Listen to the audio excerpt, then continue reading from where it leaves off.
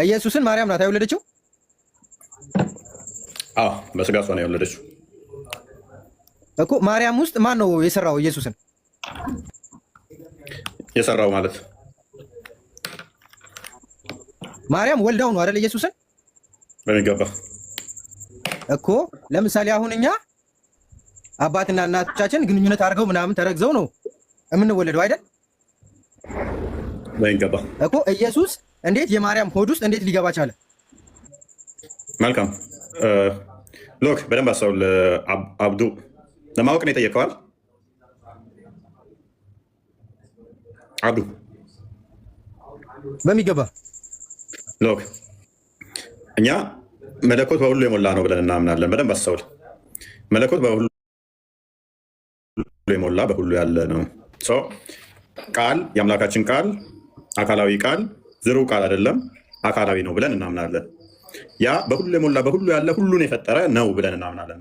ቃል ያ ሁሉን የፈጠረው ቃል ማርያምንም የፈጠራትና ከእርሷ ስጋና ደምን ተካፍሎ ያ ቃል ሁሉን የፈጠረው በስጋ ተገለጠ ብለን እናምናለን። ያ የማይታየው የማይነካው የማይዳስሰው ቃል በስጋ ተገለጠ። ያ ስጋው ቃል የሚባል ሌላ ጌታ አለ ማለት ነው። ኢየሱስ የሚባለው ስጋው ቃል በፊት ቀለም ነው የተፈጠረው። እፎይ ፕሊስ የእናንተ አይደለም ይሄ፣ ስለ እናንተ አይደለም የምናወራው፣ ስለኛ ነው። ስለኛ ስለሆነ አብዱ እንዲረዳው ነው። እኛ የሚባል እውነት አለ እንደ እፎይ ቆይ የእናንተ ምን ተፈጠረ የሚል አይደለም ቶፒኩ። ምን ተፈጠረ ሳይሆን ያለ ቃል የተፈጠረ ነው እንደ አብዱ። ሁለታችሁም አብዱ ከአላህ የወረደ ነው። ከአላህ የወረደ ነው።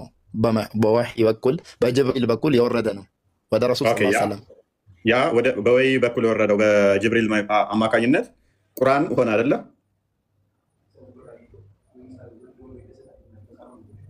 አብዱ ኦራይት። ያ ቁርአን ፍጡር ነው።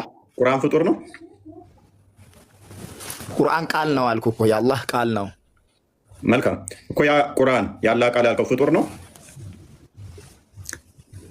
ቃል ነው ፍጡርና ቃል አታውቅም እንዴ እፎይ? እኮ ያ ቁርአን አሁን እሺ ያለ ቃል ነው ያልከው ቁርአኑ ፍጡር ነው ወይንስ ያለ ሲፋት ነው? ሲፈት ነው።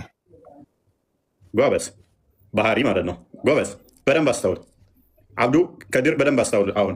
ስለዚህ ቃል እኛ ደግሞ ምንም ብለን እናምናለን? ያ ቃል አካላዊ ቃል የአብ ቃል ሁሉን የፈጠረ ነው። ማርያምንም የፈጠራት ቃል ነው። ነገር ግን ከእርሷ ሲወለድ ያ ቃል አስቀድሞ እሷን የፈጠረው ከእሷ ስጋና ደምን ተዋህዶ ምን ሆነ? ማነው እሱ ድምፅ አንዴ። ስጋና ደምን ተዋህዶ ምን ሆነ? ተገለጠ ብለን እናምናለን። አካላዊ ቃል በስጋ ተገለጠ ብለን እናምናለን። ስለዚህ ያ የምታየው ክርስቶስ መለኮት የተዋሃደው ነው። እናንተ ቁርአን ፍጡር አይደለም እንደምትሉት፣ ቁርአን እንግዲህ ስትይዘው ፔፐር ላይ የተጻፈ ነው፣ ወረቀት ላይ የተጻፈ ነው። ከጊዜ በኋላ ነው የምጽፈው መቼም ቁርአኑ። ነገር ግን ቃል የያዘው ቃል የአምላኬን ቃል ነው ብለህ ቁርአን ምን አይደለም ትላለህ? ፍጡር አይደለም ትላለህ። አንተ ቁርአን ብለህ ጠራኸው የአላህን ቃል። በደንብ አስተውል። የአላህን ቃል ቁርአን ብለህ ጠራኸው፣ ፍጡር አይደለም አልክ።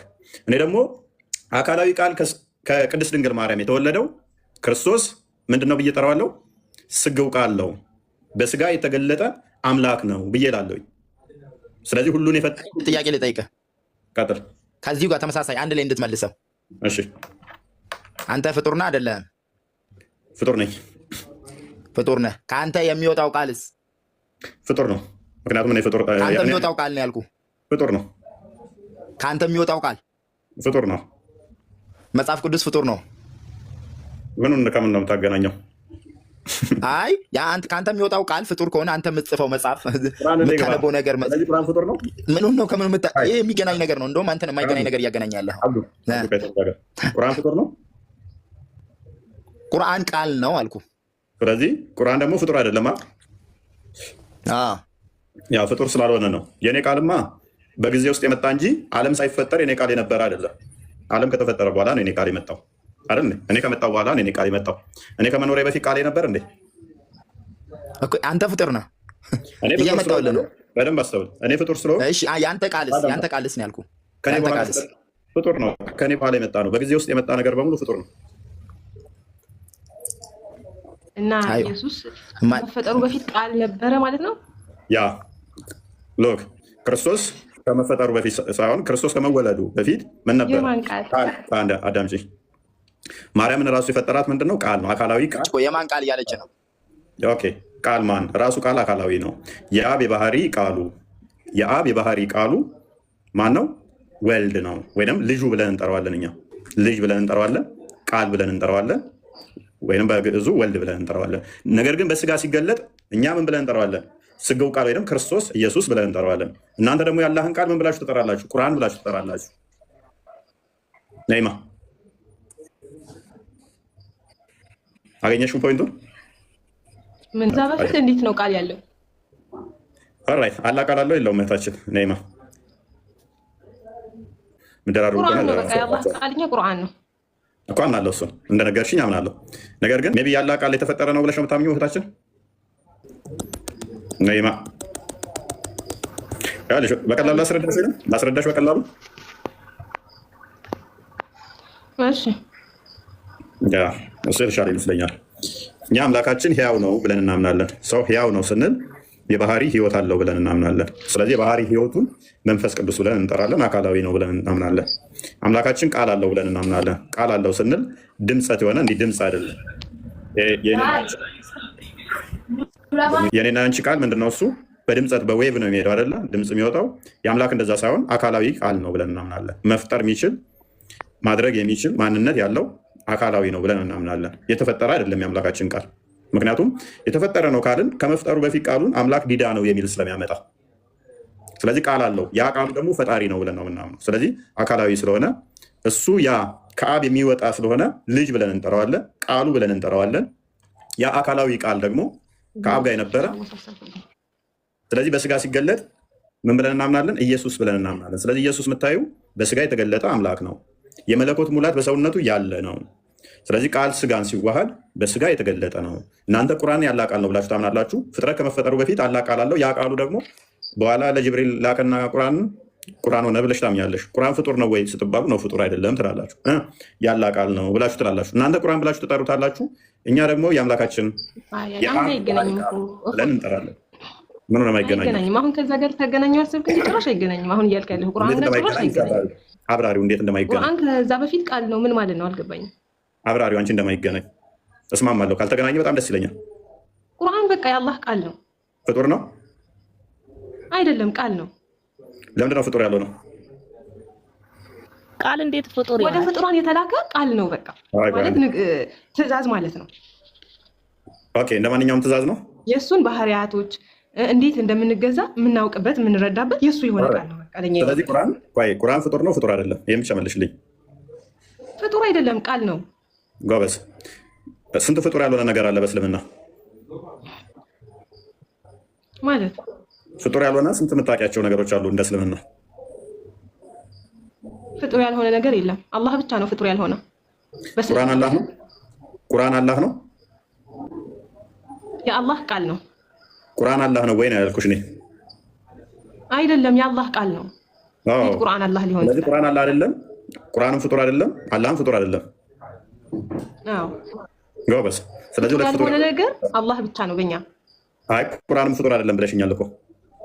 ፍጡር አይደለም። አዎ የአላህ ቃል ነው። ምን ማለት ነው እናንተ? ተስማሚ። ቆይ ቁርአን ፍጡር አይደለም ትይኛለሽ፣ ቁርአን አላህ አይደለም ትይኛለሽ፣ አላህ ፍጡር አይደለም ትይኛለሽ። መልሰሽ ተስማሚ። አዎ አላህ ፍጡር አይደለም። ቁርአንስ ዓለምን ያስገኘ። ቁርአንስ እኛን ፈጠረ። ስማኝ፣ እኛን ፈጠረ አይደለም? እኔ አልጠየኩሽም እሱን። ቁርአንስ አላህ ቁርአን ነው ወይንስ ቁርአን አላህ ነው እንዴ? ቁርአን የአላህ ቃል ነው፣ ፍጡር አይደለም። የማን ቃል ነው ጠየኩሽ? ነይማ የማን ቃል ነው ብዬ አልጠየኩሽ። እኔ ማን ቃል ነው ብዬ ነው የጠየኩሽ። የማን ነው የሚል ጥያቄ ጠይቄሻለሁ። ነይማ አልጠየኩሽም እኮ። ቁርአን ፍጡር ነው ፍጡር አይደለም?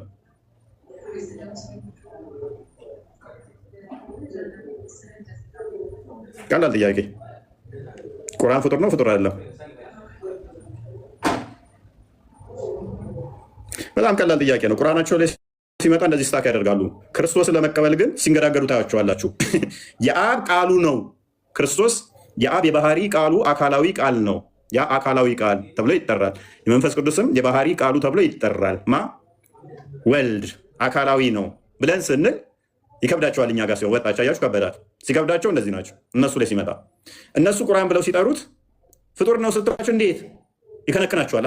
ያላ ቃል ነው ቁርአን። ፍጡር እንዴት? ኦኬ አላህ ነው አይደለም። ስንት ፍጡር ያልሆነ አለ? ቁርአን ፍጡር አይደለም? አላህም ፍጡር አይደለም? ኦኬ አላህ ቁርአን ነው አይደለም?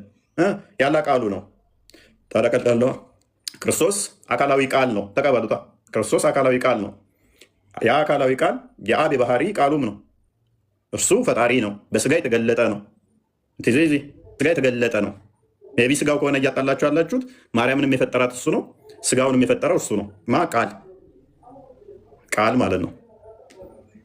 እሱ ከሆነ የከበዳችሁ ቃሉን የፈጠረው ማን ነው? እፎይ ቃል አይፈጠርም። ፕሊዝ አንዴ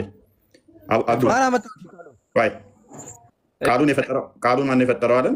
ቃል የሚፈጠር አይደለም። ቃል ፈጣሪ ነው እያልኩ ደጋግሜ እየነገርኳችሁ እኮ ነው። ቃል ፈጣሪ ነው። ቃል ፈጣሪ ነው። ሁሉን የፈጠረው ቃል ነው። ሁሉን ያስገኘው ቃል ነው። ሁሉን ካለመኖር ወደ መኖር ያመጣው ቃል ነው ብዬ ደጋግሜ ነግሬያችኋለሁ።